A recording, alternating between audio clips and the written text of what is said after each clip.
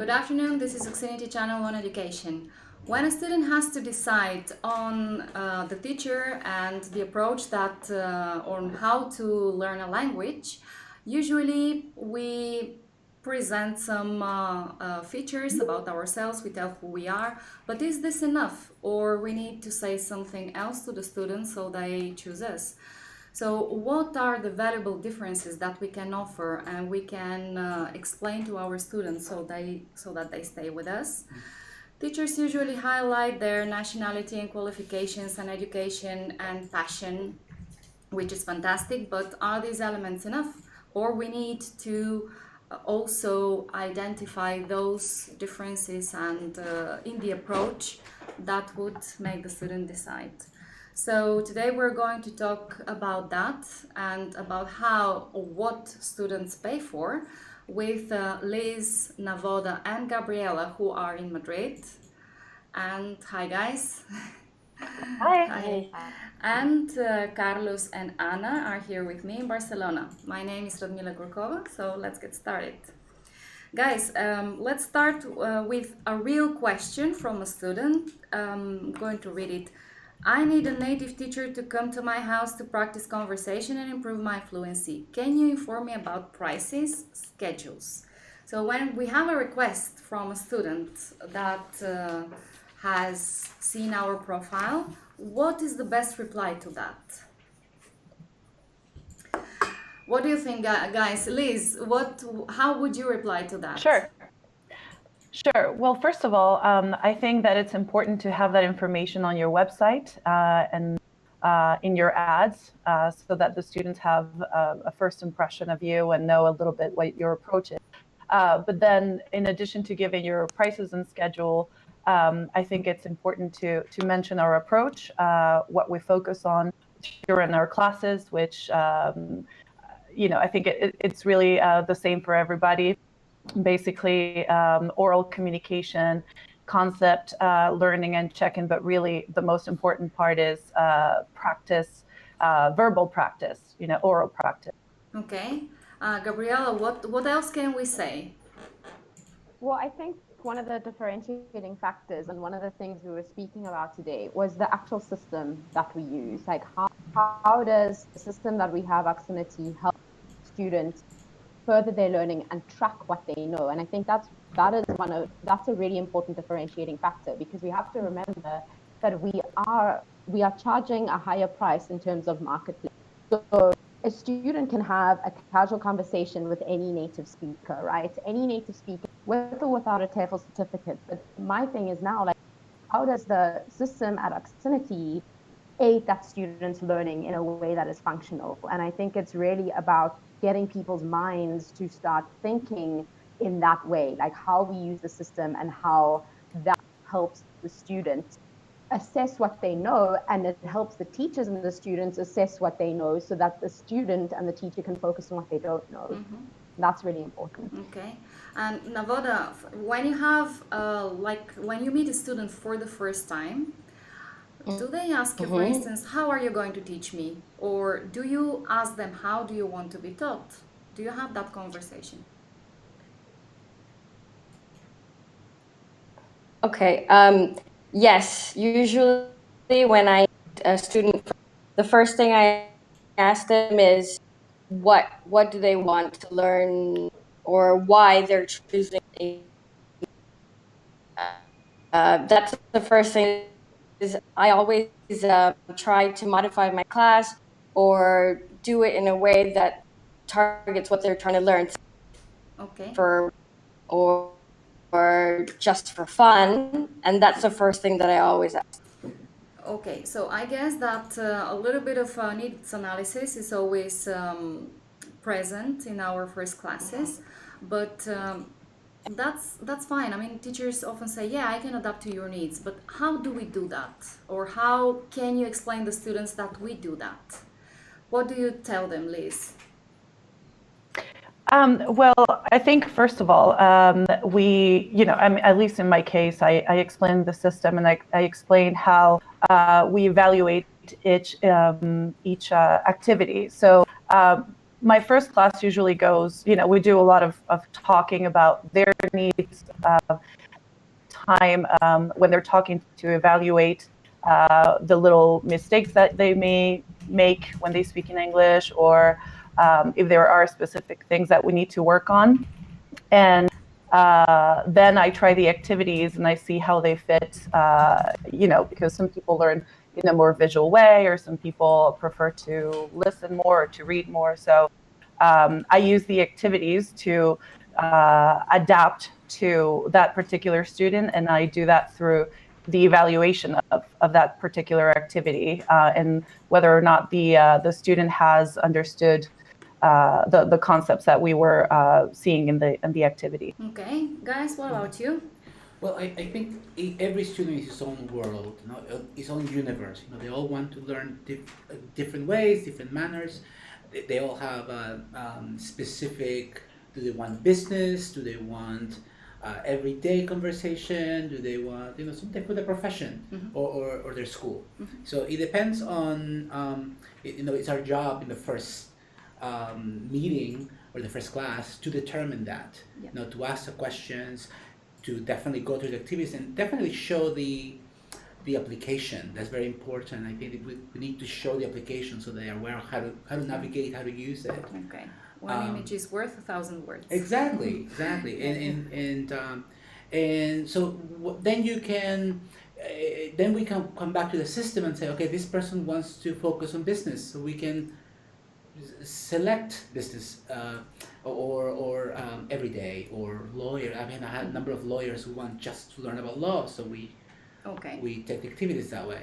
Okay, so Anna, in your case? Yeah, I mean, I agree quite with Carlos, because this is the way I use to identify what does the students need, and I try to anticipate instead of asking them what do we want to learn, or what is the way you are learning. I think that the students, they never know exactly what do they want to do.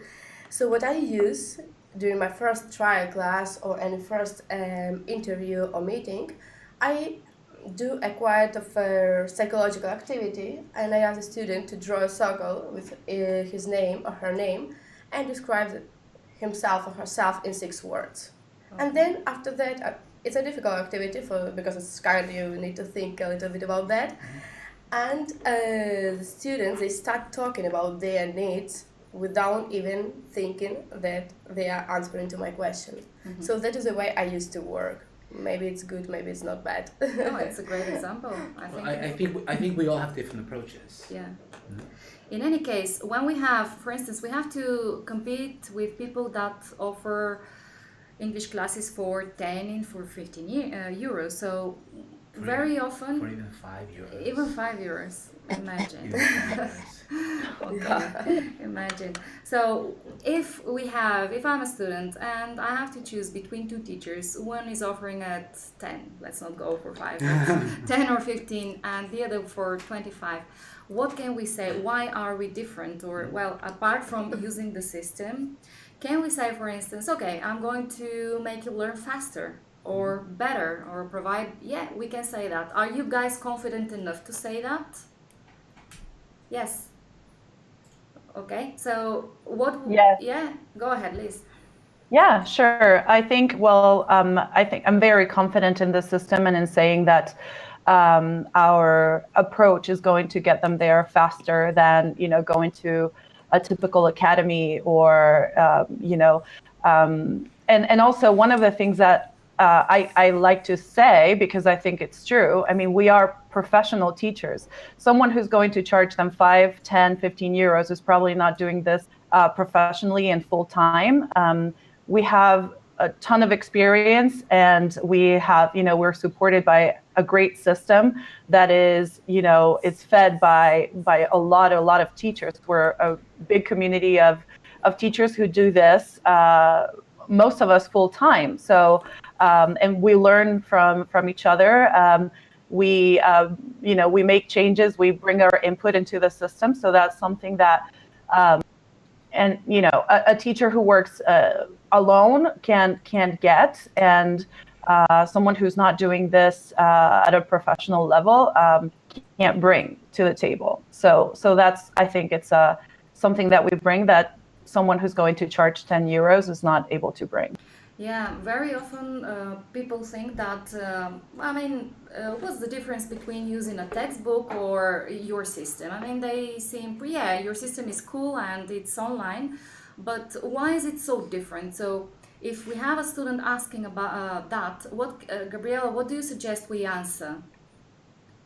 I always say that it's different because you can actually track your progress, right? If you go into the app. Whereas with a textbook, sure, you can revise and you can do tests, but you don't necessarily always have you can't necessarily always physically see what you have learned. So I always say that it's a way to track your progress and it's a way for you to see in actual fact what you know and what you don't know, and it's immediate and it's right in front. Okay, okay. And for instance, if we compare textbook with our approach, textbooks usually provide a lot of content, so they have different texts and content, but it's not necessarily new language all the time, which means that the students repeat a lot. While here we can identify what is new and what is already acquired. So Anna, can you briefly explain how we can do that? Yes, because in our system, what we can do, we can go and make a checklist through the activities and decide if the student knows or doesn't know that activity. And apart from that, also it's a good idea to evaluate whether the material is relevant to the student or no. And whether we put a green face or red face to the activity or to the material, to the structure, vocabulary, whatever it is, the student can understand how is he progressing. I mean, when the student goes to the activities, to their living textbook, as we call that, he can understand whether he's doing well or he has to repeat some more things, or what are his mistakes precisely. Not just doing textbooks and exercises and click on how many points have you gained after that. So here in the meeting that we had previously, we explained that if we are to use the activities as a checklist to make sure what the students have learned and what they still need to work on, some teachers have expressed the concern that, okay, so do I have to do all the activities? And will I have time to do all the activities? So can we brainstorm a little bit? How will doing all the activities change dramatically the format of the class right now? What do you think, guys?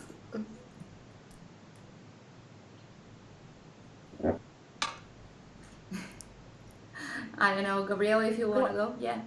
Well, I think it's important to try and get through the activities that you have. Obviously, if a student is struggling with something, you don't want to gloss over them. Once the activities are there because they're part of a syllabus. So once you get through the activities, it can track more accurately what the student knows and what the student doesn't know. So sometimes as a teacher, sure, I look at an activity and I think I really don't like this activity and I really don't want to do it. But the thing is that doesn't serve me as a teacher and that doesn't serve the student. So I think it is important to get through all of them. If you don't get through an activity, it's going to reappear again in the system until you get through it. But my advice would always be to try to get through them in the lesson, and obviously use your discretion. If a student knows something, then you don't need to hammer the point in. You can just, we were discussing earlier, if an activity comes up that you've already had, you could perhaps say, okay, let's just revise it, let's just see, do you remember this? And then focus on what the student needs to know and needs to know more thoroughly. So would you be scared or reluctant to put red faces in the activities? No, not at all. No? No, what about you? No, if I'm the activity lesson 3, because I think then it's improved by other people.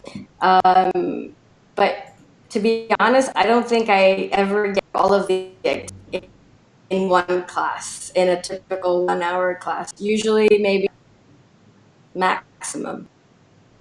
So let's think a little bit about that. Now, I often wonder if a teacher has, say, 6 activities because they were planned for the progress of the student, and they finish 4. I wonder what happens with the activities that we don't do, or how do we decide that we will leave them aside? What do we base our criteria on? Is it just because we know that they know it, or because we think that they don't need it? How is that decided? Well, in my case, for example, first of all, I mean, they will be available next time. So that's, that's something that is good to know. And then secondly, if I do leave out an activity, is because I know that the student knows that concept already. And also I tend to leave the topic activities for last, so that I am sure that the grammar and vocabulary is learned by the student. That's kind of how I like to do it. But if for any reason, I need to select and leave one out or leave two out, I try to incorporate those concepts into other activities that I do to make sure that the students do have all the information that that they can in one class. Okay, excellent. Yeah, Radmila, Yeah, go ahead, Gabriela. a question or something that came up a lot was the recycle button. Yes. When should we use the recycle button? Because I know that a lot of teachers, some activities have been appearing and we've been using it, and then it's making the system go completely crazy. Could you just explain that, please, for us? Okay, so to me, well, I'm not the one that uses it all the time, so then I'll tell you how I would use it, and then you tell me how you guys use it. But but I would use it, the recycling button I would use to replace activities that I cannot teach because they're incomplete, for instance. So if I see an activity that is missing an attachment and I'm not able to fix it in a short time, so that need a major adjustment, or for instance that is not for that level, say an activity for adults in a kids class, that's completely wrong. Although if that happens, I would write myself. So if I'm the teacher, I would write Radmila and I would say, hey, I have here a different course probably assigned. So because no matter how much you click on the recycling button, you will still get activities from a different level. So in this case, that requires just a major issue, a major fix. But if it's just to indicate activities that were done previously, probably we have to take a look first of, was the attendance taken accurately, or were all the activities registered as taught? Because if we repeat, that means that probably the system takes it as we didn't teach it last time, therefore here you go again. So now I don't know, that's how I would use it. So activities that are wrong for the level or really outdated, say that we're talking about Obama, and for some reason even if we talk about Obama, we can somehow make it relevant, but if we are not able, okay, let's recycle it. But I would keep recycling for incomplete activities, basically. And how do you guys use it? I haven't used it, actually. Me neither. You neither? Never, ever. Okay. I haven't used the recycle button. What I do is if there's an activity, I plan the lesson for that hour. So if there are activities that I know are going to be longer, I either focus that and then leave the other ones that are shorter at the end, or I know they'll come up again, so I don't do them and I just wait for them to show up again. So depending on my time, because some of the activities can be 15 minutes, some of them could be 5 minutes. Yeah. Some of them could be 2 minutes, especially the vocabulary. Yeah. Those you can really quickly go through those. Absolutely. Yeah, it's very true. So say pronunciation activities. Yeah, pronunciation. can take That takes 2 just minutes. 2 minutes. Or you Yeah. can even you can incorporate it into the activity of Right, topic or right. whatever. Just ask questions. But anyways, it gives us the opportunity to say or to tell the system, hey, my student knows this, so yeah, good progress here, or we need more practice in this one. So yeah, let's start using it that way as well, so that we get the support from the system. Because if we are to remember everything, I don't know if it's humanly possible to remember every single need of every single student. I wouldn't be able to. I know people with good memory, but mine, I cannot rely on it. So I would need that support from the system. In any case, Carlos, do we have... We do have a number of questions, actually. Okay, all right. So the activities, how does the system choose an activity for a student? That's a very... Does someone know how the system chooses an activity? I think it's magic. I think it's random, but because of the level, because of the pack of the classes that you have to do in order to achieve the next level. I mean, the maybe classical form of doing that. Okay, so yeah, I'll briefly explain. So the system does that.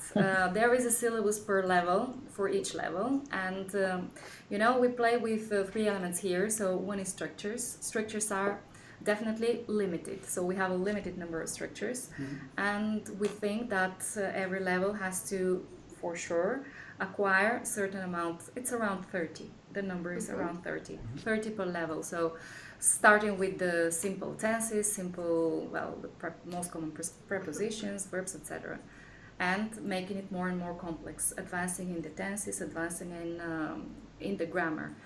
But these 30 structures would repeat. So once they go in order, so to speak. So when we reach the last position, then we start from position 1, but with a different activity, obviously, Okay. just to provide cyclic practice of it. Now, of course, if it comes a moment when a student learns all these, it's a moment to move them up a level. Okay. Now, along with this is regarding structure. So, regarding vocabulary is we're talking about a vast number, and pretty much unlimited number of words and words of new creation every day, which is a different story. So we usually organize vocabulary around semantic fields. They sometimes have to do with the grammar, but very often they don't. So of course we can make them relevant and link it somehow, but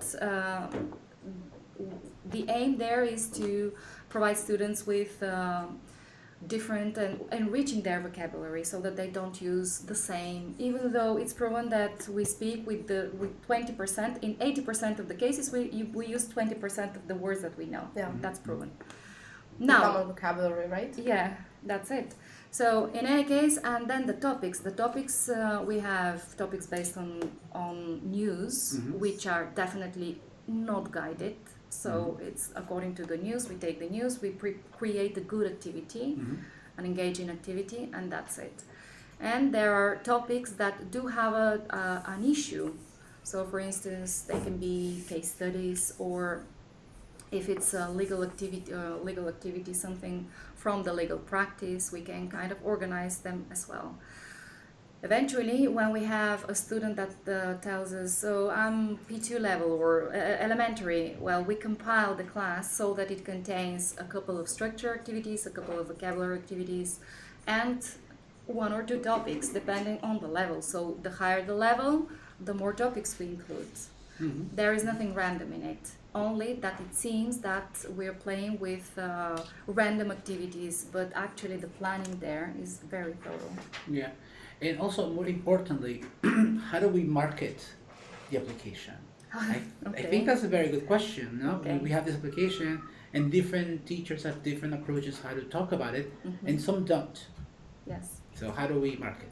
Okay, so I would need your help here, because I would like to know how you approach it, and then let's think together of what's the best way of introducing the. I'll recap at the end. So basically, you turn in the question back to me. Yes. Wasn't so obvious. Yes. How would you do it? Normally, I do it in the first class. So I just present the application and go through the activities, and I go through specifically the calendar, so that they know how to go back in the history and see their activities. Okay. So that's how I do. The pictures are very important to me, the definitions, and also the pronunciation of the words. Joanna, how do you For example, I don't say look, this is the application, you're going to click here in order to get these words. I just do it as natural, as it were like a book, you know. So I click on target language, I show them words they don't understand, and so on. And after the class, I say, okay, if you want to do some homework or to do some revision, so you can go to the application and go one more time through all the activities we've done. And you also have some extra activities that you can practice, and the students are in love with the technology. Really, Yeah, they love they it. love it so much. What about you guys? Liz and Navoda and Gabriela? You know, I actually lost connection for a second, so I didn't hear the question. So if Okay. someone else can take over. Yeah, don't worry. So we were talking about Okay, thank you. how to market our system. That is a very good question, actually. So in our conversation here in Madrid, Cameron had said something really smart, and he said when he markets himself as a teacher, he says he uses a revolutionary system, right? And he doesn't tell them much more about it because then potential students they need to call him to find out. And I thought that was really smart. I mean, you could also say that in some ways we embrace technology and we have revolutionized the way in which students can track their progress. So I think for me, it's important to stress the fact that we're keeping up to date with the times, and that the teaching is dynamic, not just because the teachers themselves are dynamic, but because our system is. I would stress the fact that we mentioned it before, but the collaborative approach and the fact that if I am going to deliver classes that you like, because after the first class we can say, did you like the class? They would say, yes, it was great. Well, it was because of that system that I'm using, because here it's not in order for me to be well prepared, either I have a lot of support or I would spend long hours doing every single activity, which is pretty much unrealistic. Right. Now, think of what the students do when they come to your classes. They come with a notebook, okay? So you have a perfect occasion to tell them, you won't need that. Oh, how come? You won't need it because everything that you would need to write down is inside here. So you access it and you can, not only you can see the target language, but all the attachments that I'm going to use, they're shared. We're perfectly synchronized, you and me, through this system. And also, at a later stage, if you want to watch again the videos and check the text and the pictures and so on, you can do that. On top of, but the main argument really should be, this system tells me what you know and what you don't know. So me alone, yeah, I can remember and we can work on what you need, obviously, but that system will always tell me and remind me, okay, so last time or we struggled with this, so in the future we're going to provide this content for further practice. Right. Probably does that answer your question? I think so. I Yeah. think so. So, but we have a comment from Yeah. Robert. He says that people pay more for what they perceive to be a better product. Yes. Yes. No? Definitely. So it is important that we make an effort to explain the application. And Robert is right, because I'm explaining that again and again. I was once corrected by a teacher, and he said, but we provide a service, it's not a product. But either you have a product that endorses your service, or you won't be able to, you won't stay competitive. So Robert is right. We have to really explain the product well, show the product. Yeah. And also, I think that there is a ideology that people prefer paying more because they think that they will get a better quality. Yeah. So I mean, and here it works. If you check most marketplaces, the good teachers are starting from 20 euros per hour. So and we are offering 25 euros per hour, which is not that expensive like it could be. Okay. And we are still offering much better product than just normal individual teachers for 20 euros per hour. Right. And we have one more question.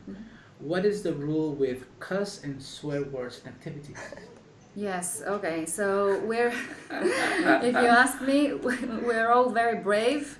In the intimacy of our houses, in front of the computer, we're very brave, and the thing changes when it comes to teaching. What is your opinion, guys?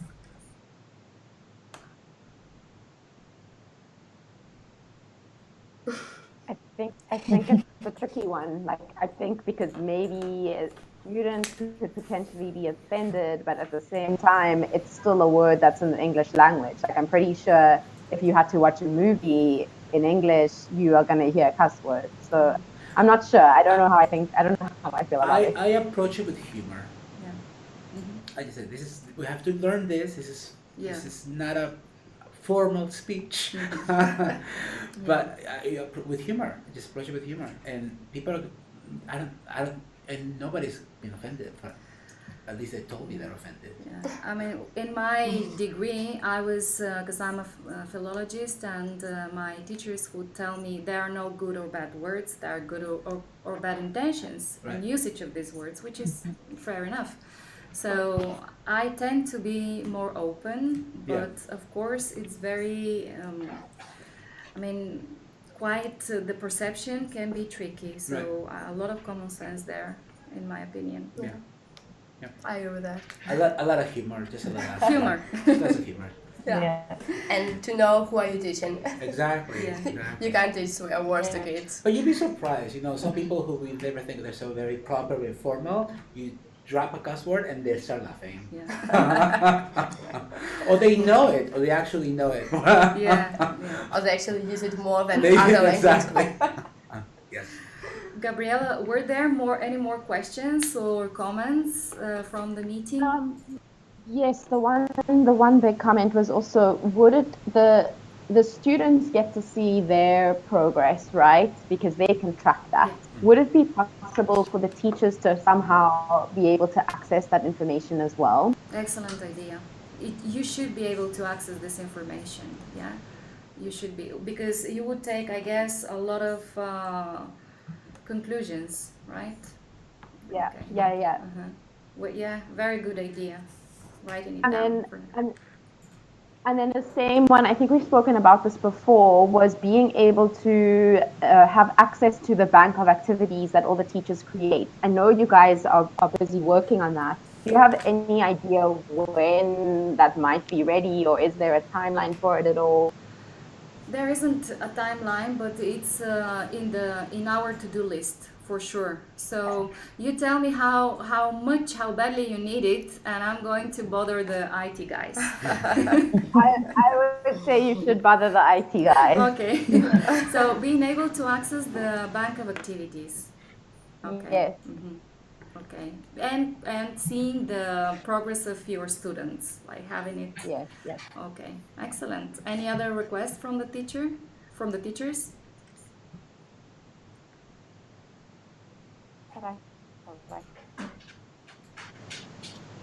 Okay. All right. Okay, so great. Many thanks for this talk. It was a real pleasure having you, and I will see you hopefully next week. We're going to talk about teaching high levels, because we've been talking a lot about how to approach low levels. Let's see the complexities of high levels and the challenges of high levels. So many thanks, Liz and Navoda and Gabriela. Thank you, guys, and thank you, Thank Anna, you. as well, and Carlos. Thank you. Bye bye. Thank you. Thank you. Bye bye. Bye.